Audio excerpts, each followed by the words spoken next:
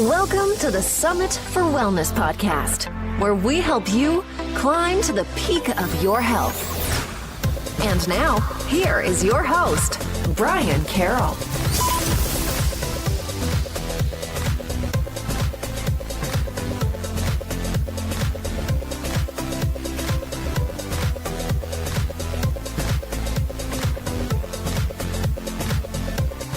Hello, and welcome to the Summit for Wellness podcast, where we help you climb to the peak of your health, whether you're trying to improve your movement, your overall optimal wellness, or maybe you want to get outside or do the activities that you love.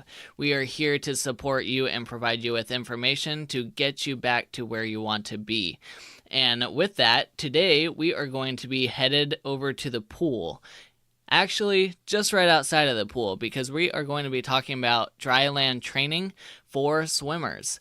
And with swimming is one of the few sports where we actually see a huge emphasis on different cross-training techniques by being within the pool and working outside of the pool. And so the dryland training is the stuff that they do outside of the pool that helps to better the swimmers within the pool. So I brought on Markell Lyng, who has worked with Olympic swimmers in the past and also is with the First Colony swim team, who focuses on functional dryland training to better the performance of the swimmers over at their swim team, and to make sure that they're not overtraining the swimmers and providing the right amount of mobility along with stability and strength within their training programs. So listen in as I talk with Markell all about dryland training from a functional standpoint. Markell Lyng has been coaching for First Colony swim team since 2001 and has been the full-time dryland director at FCST since 2014. She has trained swimmers of all skill levels, including 4-time Olympic medalist Simone Manuel. She received the Order of Ecos Award from the United States Olympic Committee for involvements with Simone's Olympic medals. Please welcome Markell to the show. Hello. Thank you, Markell, for coming on. I'm excited to talk about swimming because it's a topic that I don't get the opportunity to talk about a whole lot, but I have worked with a few swimmers myself, so there's quite a few questions that I have for you. But before we get into that, let's talk about how you got started working with swimmers. Well, thank you so much for having me. I'm honored to be a guest and love to talk about what I love to do. So I started working with swimmers actually while I was still swimming. So I swam club growing up. I was like the normal kid in Texas that did summer league first and then progressed to club swimming. And I was not a good swimmer. I loved to swim and I loved to train and work hard, but I never reached any high level meets or anything. But I just had a real interest in coaching. And so while I was actually still in high school, when I was 17, my coach said, well, I can give you a part-time job coaching and see how you like it. They thought I'd hate it and get out of it. And I just loved it. And I've been doing that ever since. So I've taken some time intermittently to work at a physical therapy office, and I worked at an orthopedic surgeon's office, but all the while I still coached swimming either on the side or full-time, back and forth kind of, just because I loved it and loved being with the swimmers. So I guess you could say swimming's in my blood, and, I love being in the water, being around the water. So I've just always been passionate about working with the swimmers. I do find it interesting that it seems like a lot of people that work with really high-level athletes in a specific sport tend to not be a high-level athlete themselves within that sport. So it's like, at least for me, and I've seen that with myself with the wrestlers that I work with, I was kind of a mediocre wrestler, but I've been able to dive deep into the sport and really analyze the sport, and it's worked really well into coaching high-level wrestlers, and I'm sure that's the same way for you as well. I completely agree with you. Maybe it's like the old saying goes, those who can't teach, but maybe those who can't do it super, super well teach. So I think sometimes people who are very talented in this sport, and this is a vast generalization, of course, but they maybe don't have to dive as deep into it, like you said, and you maybe not you don't have to know all the ins and outs that you would if you don't have that natural talent. And so I think me, like you were saying, since I wasn't a great swimmer, I had to work so hard on stroke technique and so hard on the little things all the time. And of course, the high level ones are working on it all the time, but it really comes to them. But for me, I have to tear apart the strokes and really focus on all the intricacies that maybe if I had been a high level swimmer would have come to me more naturally. So I definitely agree with you on that point, that often happens. And I've heard stories of people who are, however many time Olympic gold medalists or these really high level, collegiate level swimmers and those kind of things. And then they get this coaching job because of their name. And everyone's like, just because you swim fast doesn't mean you can coach well. So I hear that a lot. So not saying it doesn't happen, because I've obviously seen some cases of it for sure. But I do agree with you on that point, that I often see that. Now, with competitive swimming, it's one of those sports where I see a lot of the focus on training both inside of the pool and outside of the pool. And this tends to start at a pretty young age compared to a lot of other sports. And they put a lot of focus on kind of that cross-training mentality. Can you talk about why it's so important in the swimming world to focus on dryland training and training within the pool? I'd love to. It's actually interesting because what we see right now with dryland training combined with swimming is not what you were seeing even 3, 5, 7, 10 years ago. The implementation of dryland training is a newer thing, and especially implementation of it at the young age. Looking across the country, the teams who really focus on a specific dryland training program for their young athletes isn't near as extensive as I think it should be. Granted, I'm a little biased in that area, but one of the things I think that we see why you really need the dryland training is injury prevention. The typical swimmer is usually extremely hypermobile and in their joints, and it's very, very easy for a swimmer to get overuse injuries. And so I think teams are starting to see that if you build their stability, if you strengthen their core, all these things that people talk about, that can really prevent those injuries. I think also it's hard to gain as much strength in the water as we might want them to have for racing. So much of their time is spent, swimming up and down that pool and working on their aerobic base or working on their stroke technique. And we want to really give them adequate strength.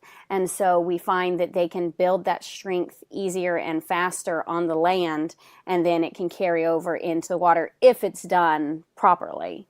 So our program, we start the dryland training with the youngest group, which would be our white group is what we call it. And that would be kids who can swim a 25 freestyle and a 25 backstroke. If they can do that and they're on our competitive team, they're doing dryland, and they're doing it every single practice, which doesn't happen on every team, but it's something that definitely happens on our team because I tell the coaches they have to. So you mentioned that a lot of swimmers are very hypermobile throughout their body. Is there specific areas like their shoulders that are hypermobile, or do you tend to find most of their joints are hypermobile?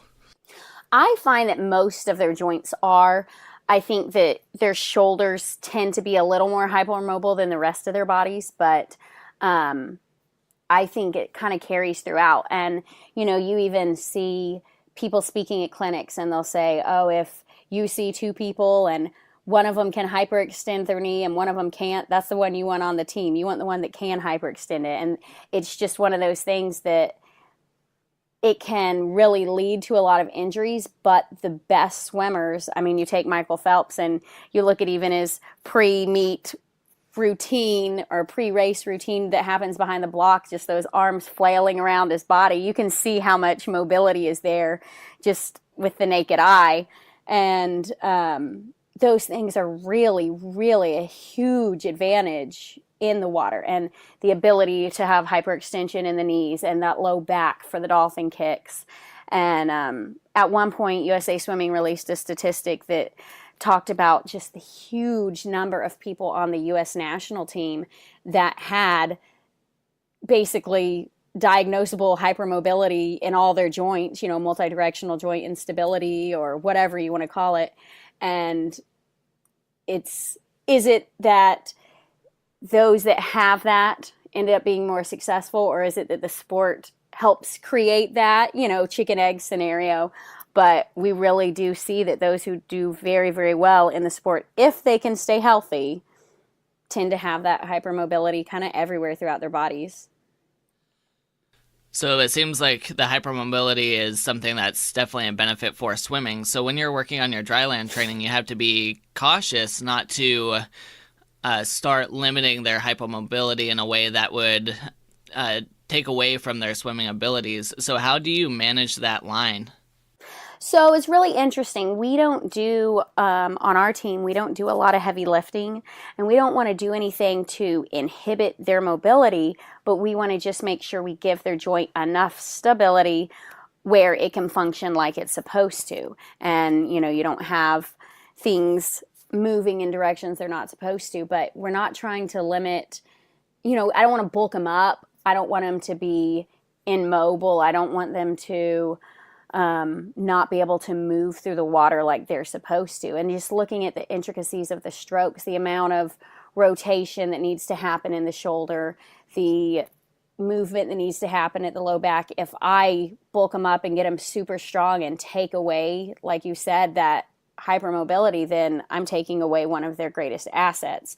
So we do a lot of body weight exercises, a lot of stability exercises, a lot of things with kettlebells, and just different lighter weight pieces of equipment that allows them to still go through that full range of motion all the time, but giving them strength and stability kind of at the end ranges so they can still reach that point, but they don't go past that healthy point. I'm not sure if that makes sense.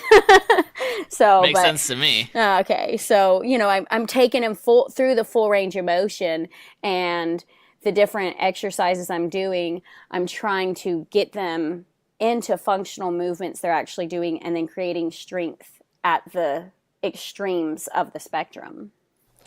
So talking about functional movements, a lot of the dryland training we see people doing weightlifting and other traditional type of exercises.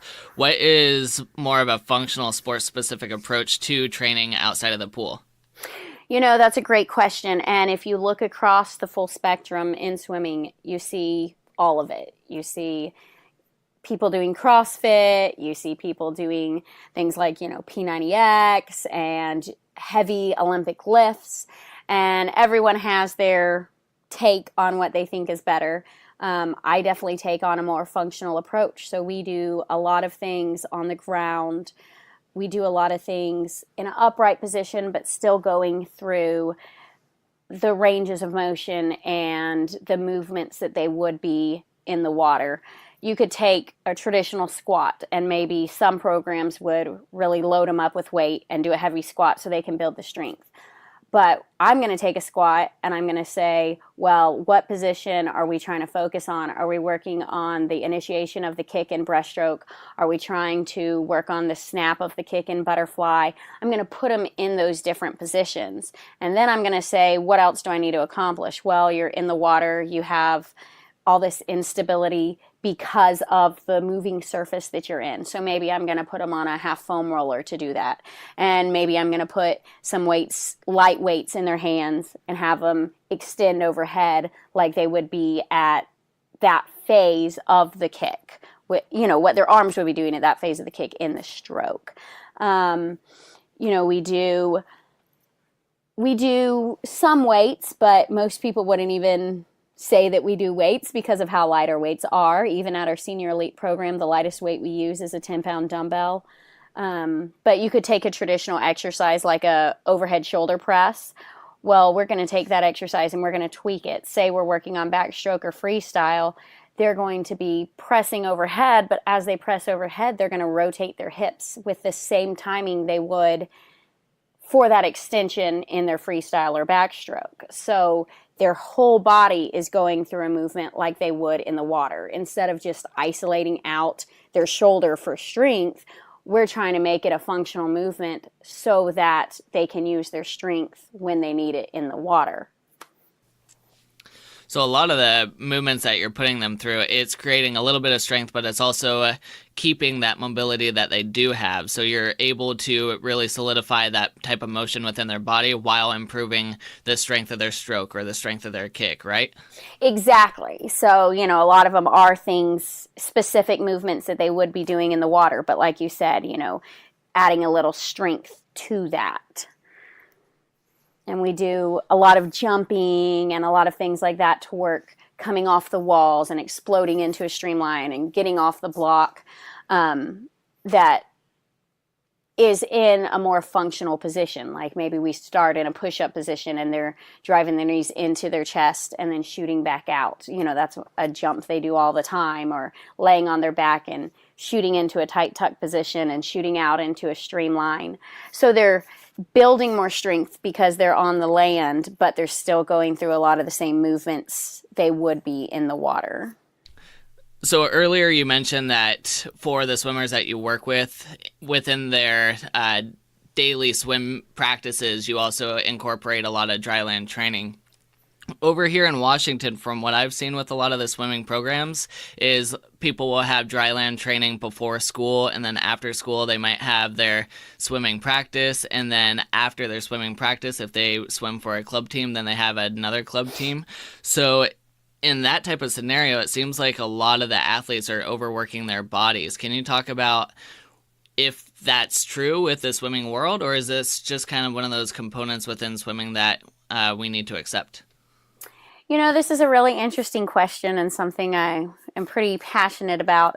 If you look back 10, 20 years, even as recently as when I was swimming competitively, coaches kind of believed that if a little is good, a lot is good, and a whole lot is really good. And you saw swimmers just with overuse injuries all the time. I ended up not being able to swim in college, largely in part because of my shoulder injury. And that was just devastating to me. And that was so common. It was basically, if you swam, you were going to have injuries. And it's not an impact sport. This is not football or, something like that. We shouldn't be having that number of injuries. So the pendulum kind of swung and people realized that, okay, we don't need quite as much. But there is still a large amount of swimming that goes on for these higher level athletes. And even if you look at 12 and unders, 10 and unders, some teams still push the yardage and they just do more and more and more and more. In my opinion, the smarter teams have learned that even if they want to have a 2-hour practice or a 2.5-hour practice, maybe 30, 45, an hour of that is dryland training. And that's one way that injuries have been reduced. I know on our team specifically, anytime we go into holiday training or we go into summer training, we also add more dryland training. So over the holidays on our team, we call it monster training. So the kids don't have school, so they just are swimming insane amounts. I go to the head coach and I say, okay, well, you added this much more water time, so what are you going to give me on the land? And so it takes time out of the water. It takes yards away that they're doing and, puts it on the land. And we can use that for stretching and recovery, or we can use that for building strength, whatever I feel like the swimmers need at that point. But I do agree with you that a whole lot of teams still engage in what I would call overtraining. And some people truly feel it's necessary. Some people, I think, it's what they did when they swam. And so they haven't maybe progressed or kind of even thought about if it is necessary or not. With pool swimming, the longest event is the mile or 1,500 meters. In long course, 1,650 in short course. And they're not doing marathons, or Ironmans or something like that. But we still train them a whole lot. And there is an issue too that, especially when they're in high school, a lot of kids do their 2 practices a day with the club team they're on, and then maybe they swim high school too. So that's where you could throw in an additional practice. And so that's one of those things that maybe no coach really thinks they need 3 practices, but because they want to get their letter jacket and compete for their high school team, and there's also the requirements of their club team, that's where they throw in an extra 2 hours in the water a day that could actually be a bit detrimental to them. So I think, you're always going to have your coaches that think more is better. And then you're going to have your more, what I would call progressive coaches that say, well, we might need to be balancing this. I know when I swam, we did 4 mornings that were 2 hours each, and 5 afternoons that were 2.5 to 3 hours each, plus Saturdays, which were 3 hours. That's a lot of swimming. That's a lot of swimming. And that's not doing a high school team. That was just our club team, just 10 practices a week with club team. And you just look at that and you go, that is a whole lot of repetitions to swim a 200 or a 400 or, something like that. And of course, at a meet, a swimmer is going to swim multiple events, and they're still going to have to warm up and warm down after each event. But I think we're starting to see a shift and really realizing that maybe they don't need quite as much as they need, and maybe some of that time can be taken out for Dryland. Like our mornings with our senior elite and senior 1 and senior 2, which are all our high school groups, they have 2 mornings a week, which are an hour and 15 minutes, and that's all on the land. So they're not swimming twice in one day. They do an hour, 15 minutes on the land with me in the morning, and then they come back and do their afternoon time in the water. And then on Saturdays, which are their longest practice, it's a 3.5 hour practice, but a full hour of that is on land with me. And so even though on paper it looks like a whole lot of yardage, it's not near as much because a lot of that is putting time on the land. Do you ever measure heart rate variability to see if the swimmers' bodies are getting stressed out, and how to work with them if you do see the changes within the heart rate variability? I do monitor that some, and I monitor other factors such as their sleep patterns. When you've got these kids that are training so hard and not getting a ton of sleep, and they say it still takes them an hour and a half to fall asleep at night, you're like, something's going on systemically. Your body is not recovering like it's supposed to. If you can't get sleep, your body is functioning in a state of surviving, not thriving. And so I try to look at a lot of those scenarios, the heart rate, the ability to recover, go from one workout into the next. They're sore every single second, and they're having all these pains that I'm like, okay, that's outside the realm of normal. And so yes, heart rate along with other factors to try to see if they're in the healthy range of training versus overtraining. And we're in Sugar Land, Texas, which is right outside of Houston, which is extremely hot and humid in the summer. And we do all our training outdoors.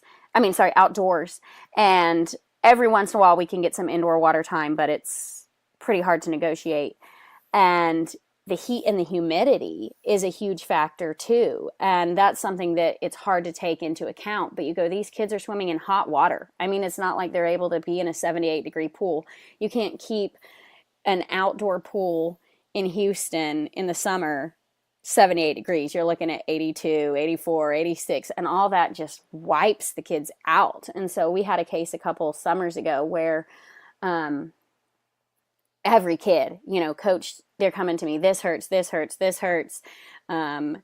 like mentally breaking down and, their heart rates are high. They cannot recover. We're doing the exercises we do all the time, and, they're just falling apart. And I went to the head coach, and he was extremely receptive. And I said, I'm picking up on some things in our Dryland sessions that are not in the realm of healthy and normal to me. What can we do to solve this? And, he was extremely receptive, and we cut out a practice in the week and we shortened one and we got them indoors for their dryland training on one of the other days. And, but yeah, overtraining is huge, and people don't think about factors like heat and humidity or water temperature or things like that as a contributor to the overtraining. So that's something, as the dryland director, I try to make sure I help the coaches monitor that.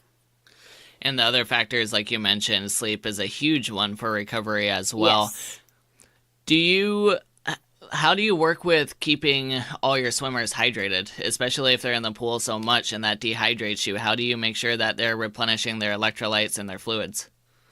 That's tough. And I'm not at their swim practices very often because, I mean, there's always kids in the water when I'm at the pool, but I'm always with the kids on the land. And for the most part, we don't allow them to get in the water or to come to dryland practice if they don't have a water bottle or the Gatorade. And especially at the higher levels, because of the heat and humidity that we deal with in Houston, we kind of enforce that there have something in addition to water, whether it's a sports drink or, you know, a juice or a gel or something like that to replenish their electrolytes.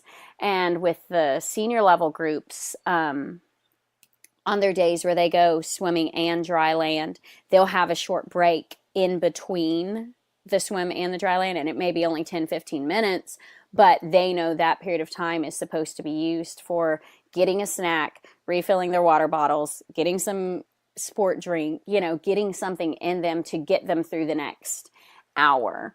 And that's something that we really try to incorporate at our youngest kid groups. And I know, like, this summer they did a water bottle challenge. Like, they got a point for every day that their water bottle was finished by the time their practice was over. And then there was prizes at the end of the month. But that's something we really try to start very young, because, you know, a kid that's doing a 45-minute practice that's 7 years old is probably not getting dehydrated. They're not really swimming that many yards. But if we don't teach it young, by the time they get to an older age, it's, you know, it hasn't stuck because they haven't been having to do it. And I had the case of one kid that came to me a couple weeks ago. He's in our senior league group, and, you know, he's all, "Coach, I'm getting really dizzy during practice." I'm like, "On the land or in the water?" Because he seemed to be doing fine on the land. He was like, "No, in the water." I'm like, "Okay, well, I haven't been there to see it, but keep going." And he says, "I'm getting dizzy late in the practice. I just feel terrible. I feel like I'm going to throw up. What should I do?" So I ask a bunch of different questions, and then, you know, we get to what I think the most basic thing is. And I'm like, "What about hydration? Are you taking care of yourself? Are you making sure you're getting through your water bottle? Have you incorporated some Gatorade with that water?" You know, whatever. Come to find out, he was bringing his water bottle every day, but he was worried that it was going to make his stomach hurt to drink the water during practice. He wasn't drinking it. And no one was picking up on this. And so we went with the most basic solution: drink your water. He's 100% now. He has none of the issues. But, you know, sometimes when you've got 20, 30 kids in the water, you really don't pick up on the fact that that water bottle that you can't see through anyway, it's the, you know, metal water bottle or the big Bubba keg, you know, it hasn't, none of it's been drank. So that's one of the things, especially in the environment we're in, we have to really, really, really press with the kids to keep that water. And that's one of the funny things with kids too, is they get worried about something else that most likely won't happen, like having a hurt stomach from drinking water. And by worrying about that, it totally just screws them up in a different area, because then they decide not to do that at all because they're worried about something happening. And then you get to that situation where they're dehydrated and all they need to do is make sure they're drinking water. Oh, exactly. It's really funny how, you know, the kids will do that. I mean, and we even have kids, it's not the same as drinking water, but like you said, they get it in their head. They think they're going to be too sore from dry land to swim, and so they don't push hard in dry land, whereas if they realized if they would push hard in dry land, that they're going to be so much better in the water because they're going to have so much more strength. But they just get these things in their head, and that's one of the interesting things working with all different ages and abilities. Our team has about 545 athletes that I see every single week. And that's from basically 5 years old through senior in high school. And then we get the college kids back in the summer. And just seeing the different psyche of these kids and the different things that they have fears about, and all the things that go into the makeup of that athlete, there's so many factors, like you said, that can prevent them from being successful because they think one way or another something will happen. So when you're doing the dryland training, are you focusing mostly on the functional movements, or do you put in some aerobic type exercises in there to expand their aerobic capabilities, or do you leave the aerobic and the anaerobic side to the stuff within the pool? That's a great question. I really leave the aerobic training to the water side, except at our developmental level. So our developmental level is the little bitty ones. So kind of 10 and under is what is pretty much classified as developmental. And at that level, so much of their practice is skills and drills and working on streamlines, working on dolphin kicks, working on breathing correctly. They don't get near as much aerobic capacity as they do in the older kid groups, because they may swim a 25 and then coach says, okay, now this time we're going to work on this. And they swim a 25 or 50 and they're doing hundreds and 200s, but it's just not near as much. And so at the younger kid groups, we do both the functional movements and work on the aerobic training.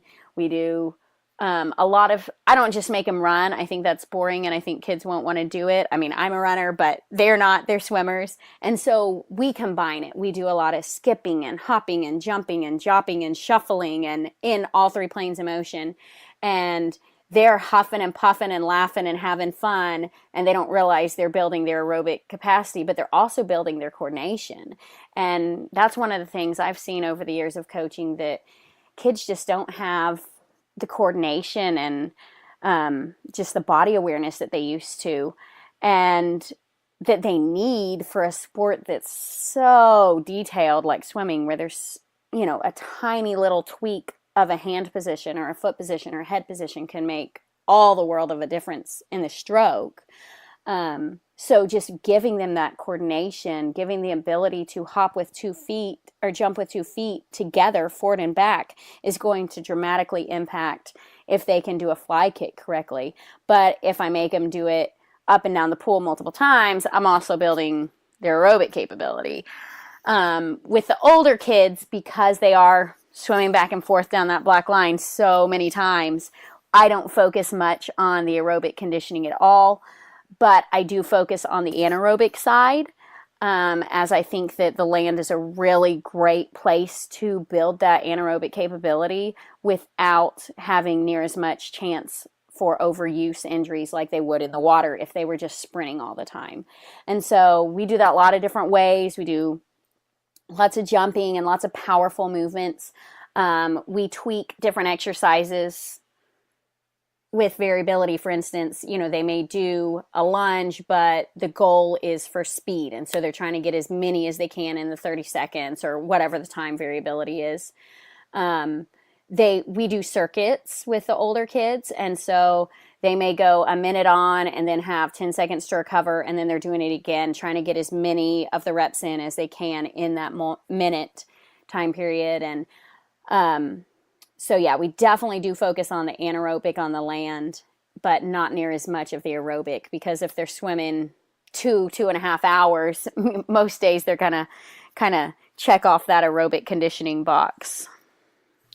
So talking about coordination and how it seems like a lot of the kids nowadays don't have a very well-defined coordination patterns within their body. A lot of the stuff that you were talking about was more upright coordination movements. Do you ever go to on-ground function and start working through different developmental phases to check to see where their coordination levels are within each developmental phase, to see if that helps to boost the next phase and then the next phase, so that once they get more into those upright coordination patterns, then they're able to function at an even better level because you've been working on the foundations from the ground all the way up?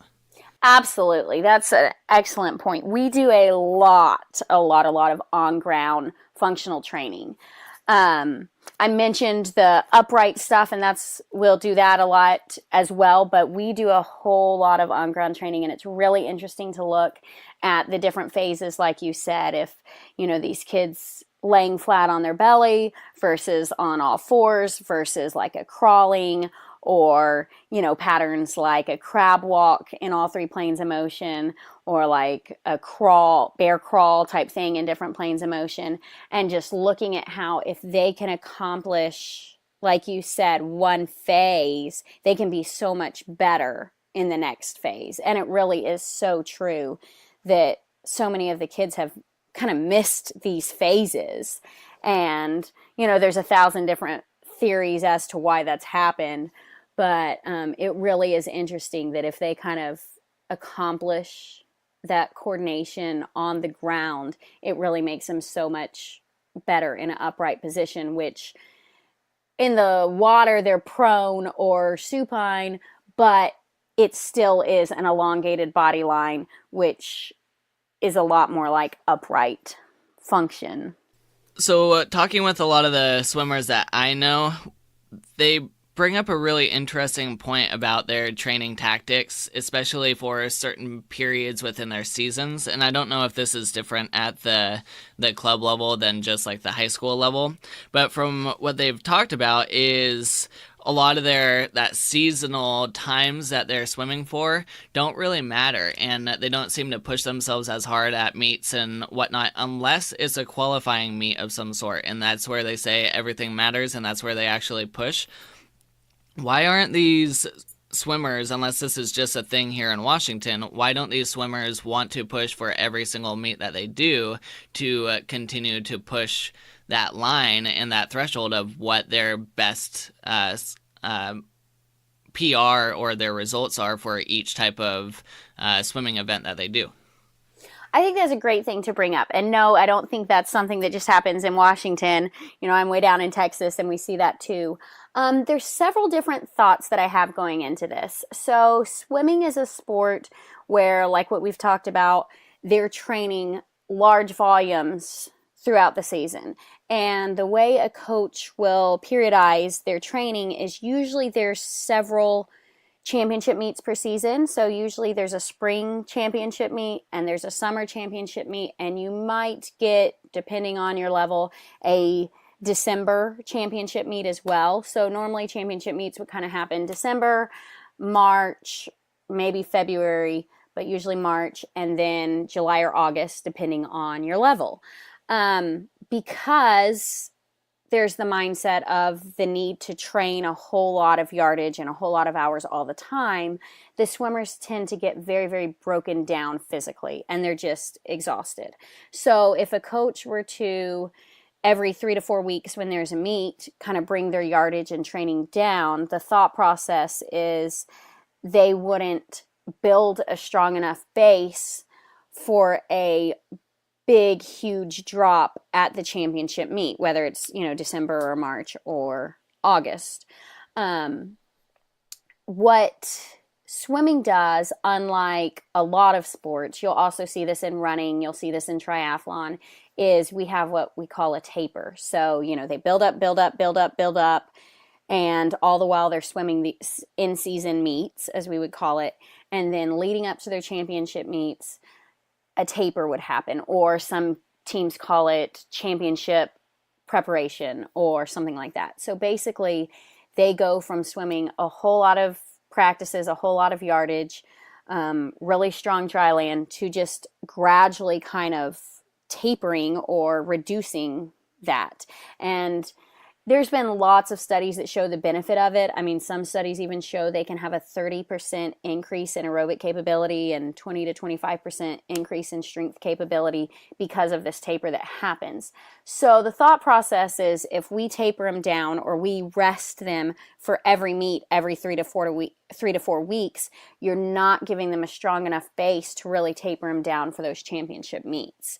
So hearing coaches talk and hearing swimmers talk, and being a swimmer myself, it's not as much, in my opinion, that they don't try hard at those meets, but it's that coaches try to say and try to help them out mentally and be like, hey, you know, your best time in a 50 is a 24.5, but you're so exhausted, the chance of you going anything close to that is slim to none. You may be a 26 4 and just wait till your championship meet. When you're tapered, you're going to go best time. So I think it's more of a mindset, not that they're not trying hard, but we know their bodies are so physically broken down that the chance of them going a best time is probably slim to none. And is that because we're overtraining them? You know, that could be a theory, but also with a taper, they're going to dramatically reduce the amount of training they're doing. And so your body just gets these surges of energy and strength and aerobic capability. And, you know, having been a swimmer myself and going through that, you know, you can see the dramatic difference. Because at every meet I ever went to in my life, I tried as hard as I possibly could. And then you look up at the clock and you're like, wow, that's terrible. And then 3 months later, you hop in for your championship meet and you're like, how did I just drop 17 seconds? That doesn't make sense at all. I didn't try any harder, but your body was just refreshed and restored because of the taper that happened. And I do triathlons and running races, and it's the same. You know, you're like beating yourself up every single day with your training, and then you go through this taper, and then all of a sudden you're like, wow, I just dropped like 37 seconds per mile on that race. How did that happen? You know, and so I think that's one thing that makes an endurance sport a little bit different than other sports, is that you do have the ability to kind of taper down and then perform well at the meets where your coach has placed the highest importance. How long does a taper usually last? I've seen like a week. I've seen a couple weeks. What do you think is a good amount of time for a strong taper? I think it's individual, and I think that it's really hard on a club team where you have a lot of people in each group. You probably can't individualize it as much as you need to. There's theories that the more muscle you have, the more taper you need. There's theories that the longer distance your race is, the less taper you need. But I think it really is different to how each body responds. Looking at kind of the phases that you go throughout a taper, usually the first couple days of your taper, you kind of feel awesome because you've reduced the yardage. And then you get maybe 5, 7, 9 days into your taper, and most people feel pretty terrible and their moods are terrible. It's just kind of an awful environment to be in. But once you kind of hit that 2-ish weeks, depending on the person, your bodies just are rejuvenized and you swim so well. And so I would say most full tapers are anywhere from 2 to 3 weeks. I know that my body always responds well to a 3-week taper. But that's just something I've learned over the years. But I've learned that my first week of taper, I just have to taper back a tiny little bit, and then the next 2 weeks are pretty aggressive. So I think it kind of depends on the individual, but usually if it's too short, then they're trying to compete at their highest level when their body's kind of going through that slump. But we'll see often if you have a meet, like we just went through some meets last weekend that were prelims finals. So that means they're going to compete in the morning, and if they do well enough, they'll be able to come back at night and compete in finals. And not everyone will compete in finals, but everyone's, you know, trying to get a spot in that final.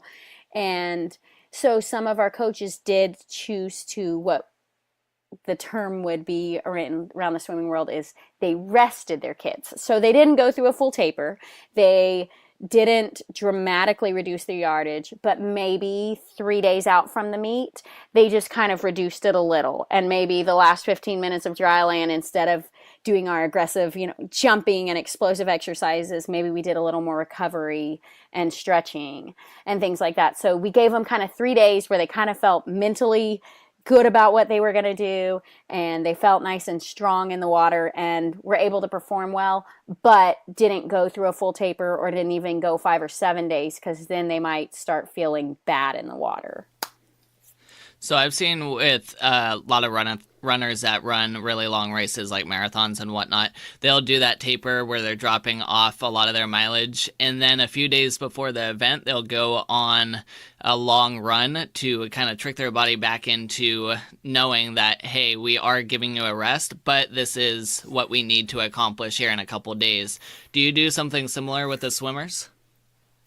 I don't think quite as much, because with pool swimming, the events are much shorter. And so I don't think they necessarily need that as much. And I mean, obviously I don't know every single program, what they do, but I think for the most part, they don't do quite as much of that. It kind of just tapers down until they get to their championship meet.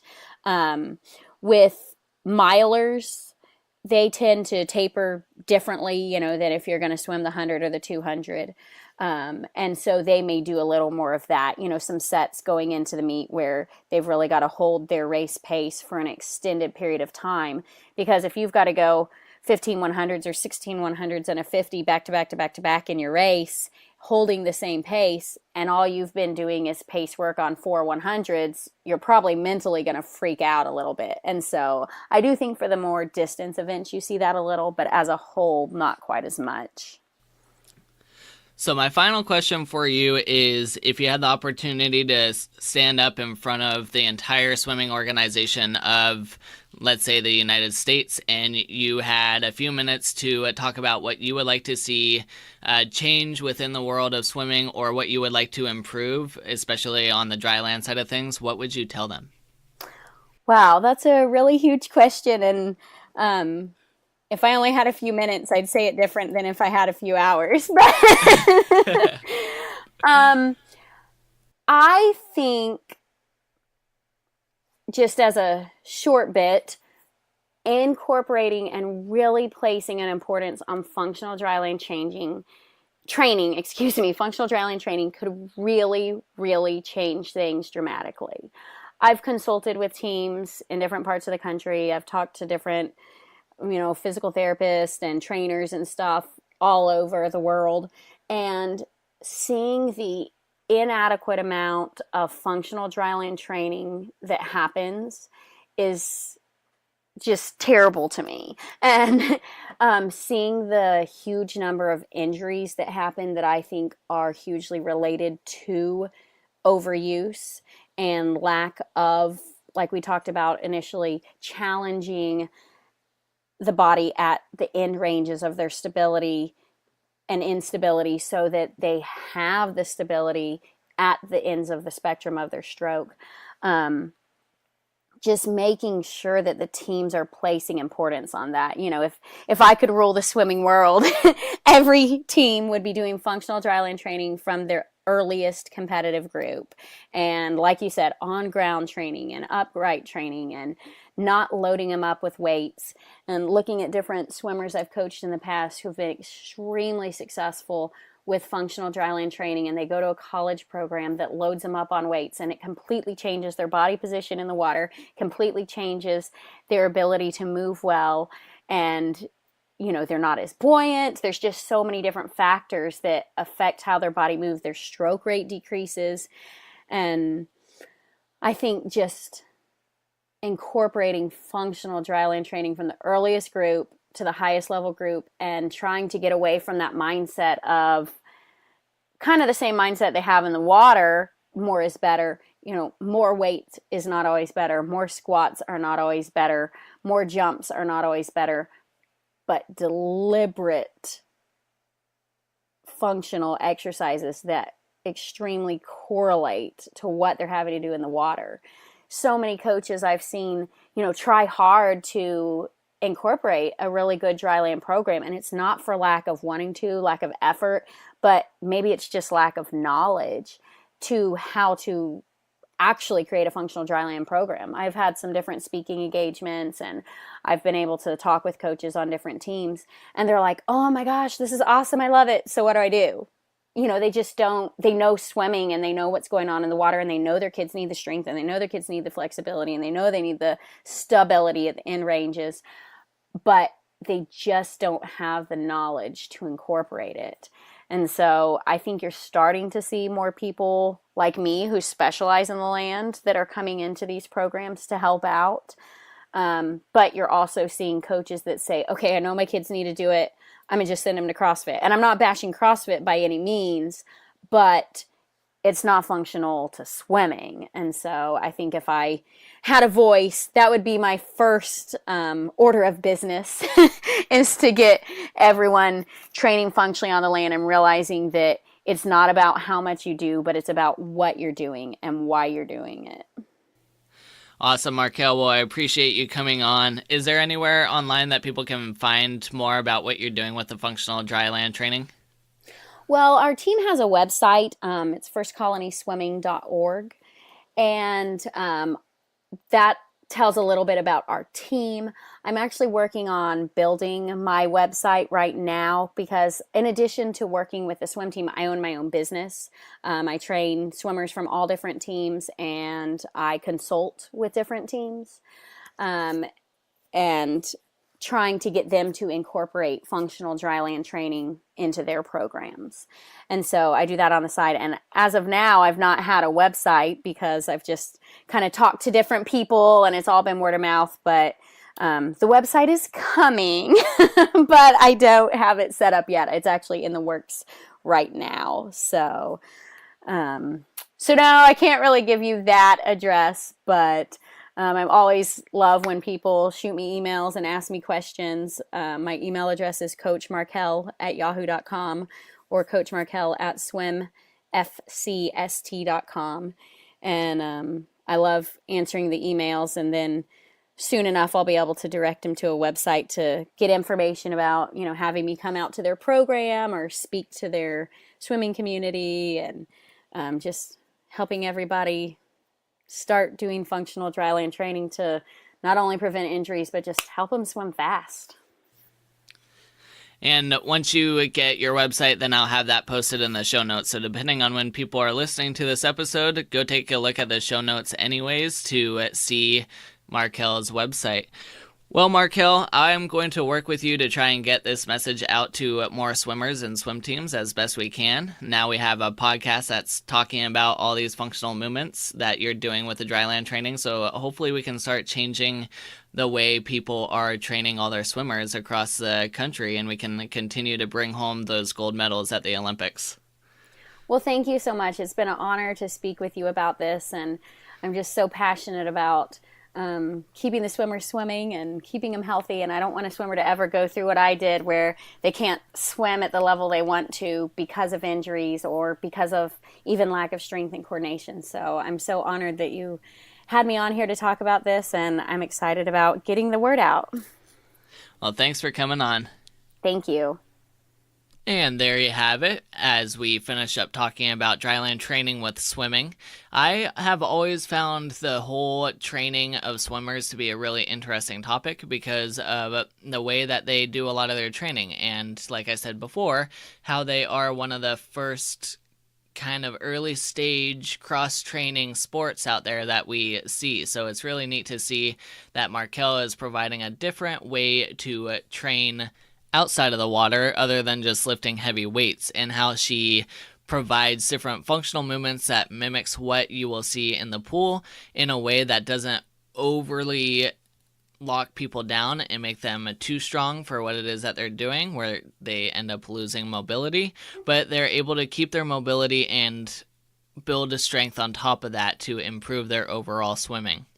So if you enjoyed this episode, I would really like it if you could go to iTunes and leave us a quick rating and review. I do read all of the ratings and reviews, and it does help to get this podcast in front of more people.